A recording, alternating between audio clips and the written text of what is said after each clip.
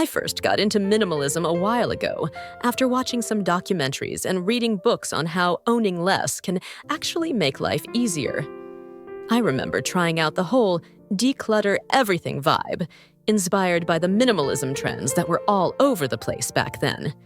But over time, I realized that it wasn't just about getting rid of stuff. It was about making space for what really mattered.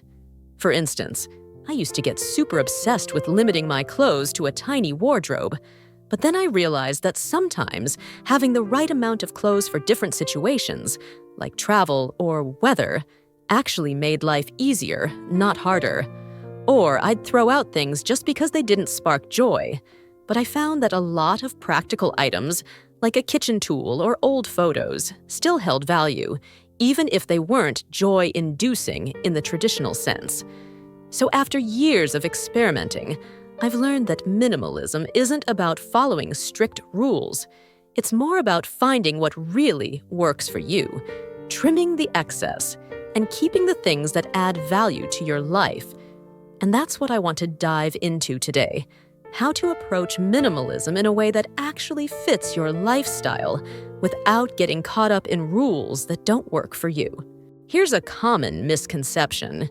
Minimalism means buying the cheapest stuff out there. But honestly, it's not about being frugal for the sake of being cheap. It's about being smart with your purchases and making them last. The goal is quality over quantity. Think about it. Buying a $5 blender that breaks after a month might save you a few bucks initially, but over time, that'll cost you more. You'll probably have to replace it, and suddenly, you're spending more than if you just bought a solid $20 blender that's built to last. Same with clothing or gadgets. Cheap, low-quality items end up being wasteful because you're constantly replacing them. Minimalism is about being intentional with what you buy. It's about getting things that will serve you long-term, not just for a short moment. For example, investing in a good pair of shoes might cost you more upfront, but those will last you for years, saving you the cost of replacing cheaper, lower-quality pairs every few months. So, it's not about spending as little as possible. It's about spending smart, spending intentionally, and choosing items that add real value to your life. I used to follow this rule like it was gospel. If I hadn't touched something in 6 months, it had to go. No questions asked. But over time, I realized it's not that simple. That mindset actually ended up costing me more. I'd declutter something, then a few months later, I'd need it again and have to rebuy it. Super frustrating. The problem is, life isn't that predictable.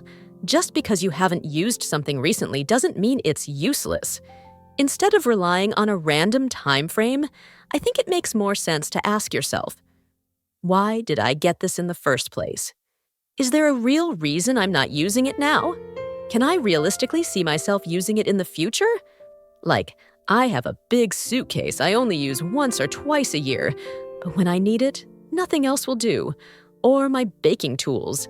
Maybe I only get into baking during the holidays, but I'd still rather keep them than buy all over again each year.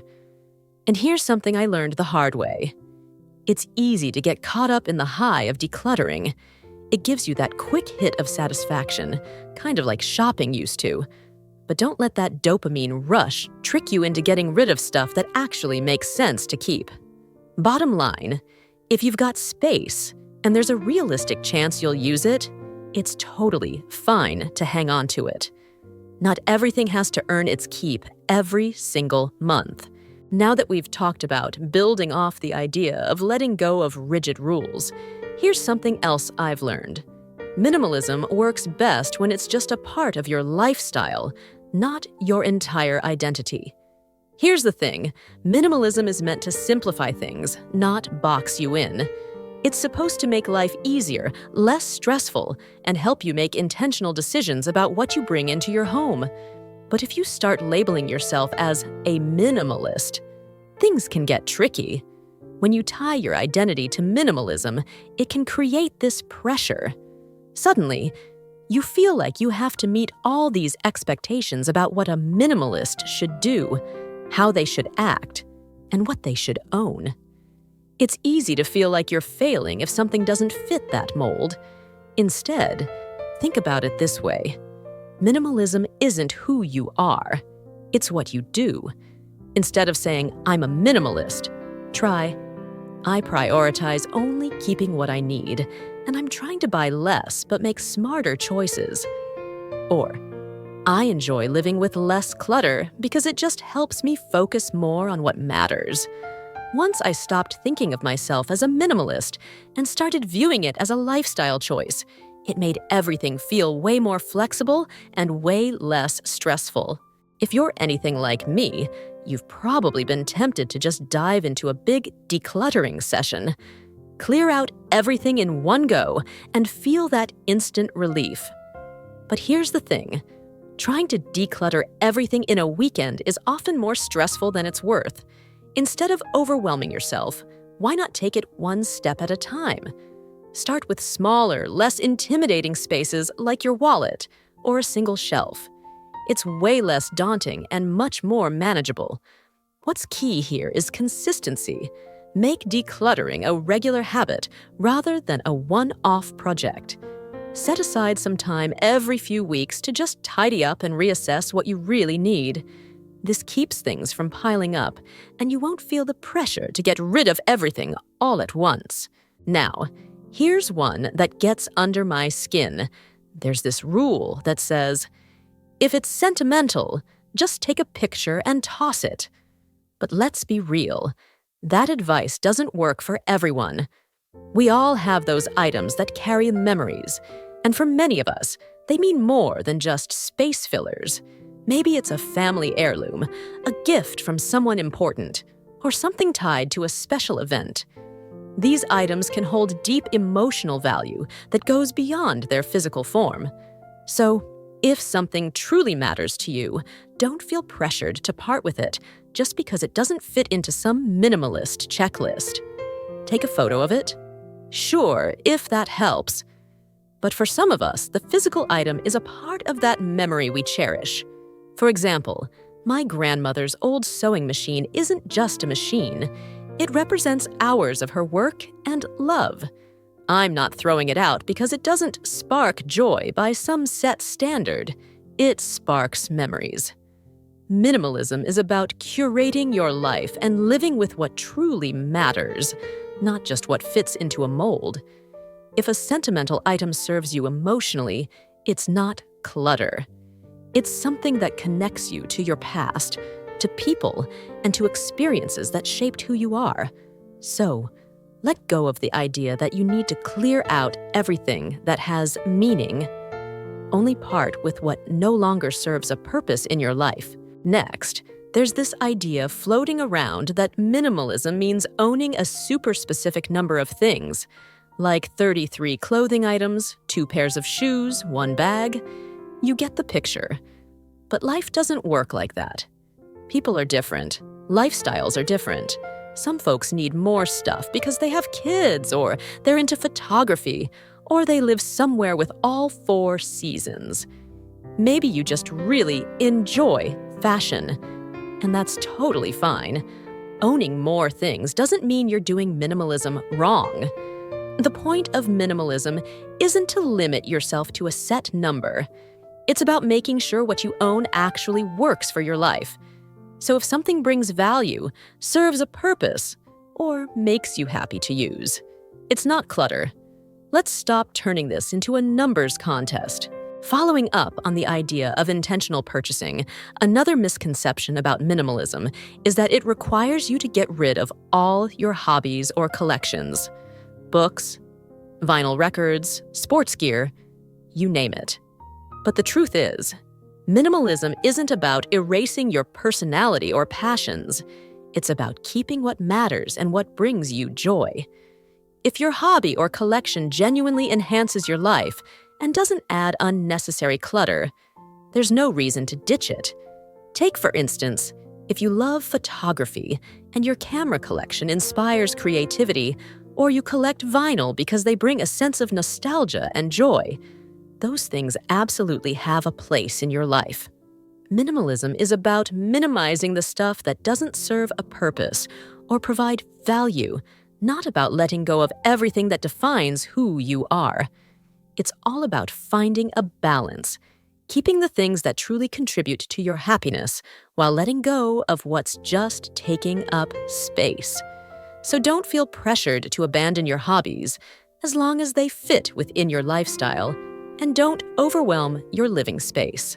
There's a minimalist rule that says you should only keep what you need. No duplicates, no extra stuff. But let's be real, this doesn't always work in practice. While I'm all for keeping things simple, there are times when having a spare of something important is just common sense. Take things like toiletries or cleaning supplies. I don't need to stock up like I'm preparing for the apocalypse, but having an extra bottle of shampoo or toothpaste can save you a lot of hassle. Imagine running out of something you use every day and then having to rush to the store just to replace it. That's not minimalism, it's unnecessary stress. It's the same with things like batteries or light bulbs. Sure, you don't need a mountain of spares, but having 1 or 2 extras on hand isn't going overboard. It's practical. You're saving time and avoiding extra trips to the store when life gets busy. The point is, minimalism isn't about eliminating all backups. It's about being mindful of what you keep and making sure it actually serves you. So, go ahead and keep a backup or 2 of your essentials, but don't let it turn into clutter. Keep it balanced. A common minimalist tip is to declutter by category, like get rid of all your books, or only keep clothes that fit into this tiny space. But sometimes, organizing by function works better for your lifestyle. For example, instead of grouping all your books in one area, arrange them by how you use them. Keep the cookbooks in the kitchen, work-related books in your office, and relaxation reading on your nightstand. Same with your clothing. Put your workout clothes near your gym or yoga mat, your comfy loungewear close to your couch, and your formal wear in a separate area. Organizing by function makes your daily life flow more smoothly and helps you access what you need when you need it. It can make your space feel more intuitive and useful rather than just aesthetically minimal. It's all about optimizing convenience, not just cutting back on things. This one might seem contradictory, but hear me out. A lot of times, people associate minimalism with feeling guilty every time they buy something new. They feel they have to get rid of something old to balance it out. But that's a trap. If you buy something that will genuinely improve your life, your comfort, or your enjoyment, you don't need to immediately discard something else just to keep a perfect minimalist space. The key is intentionality. For example, I recently bought a new blender because my old one was falling apart.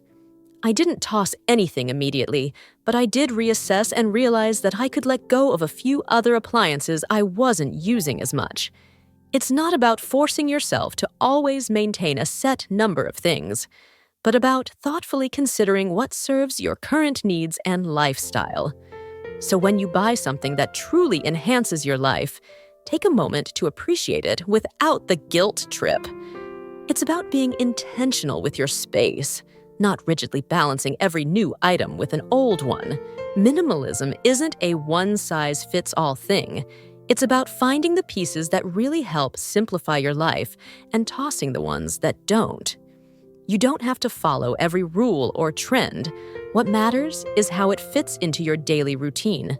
Sometimes, that means tweaking things or even ignoring certain rules altogether to make it work for you. I'd love to know, what rules of minimalism do you swear by, and which ones do you just ignore?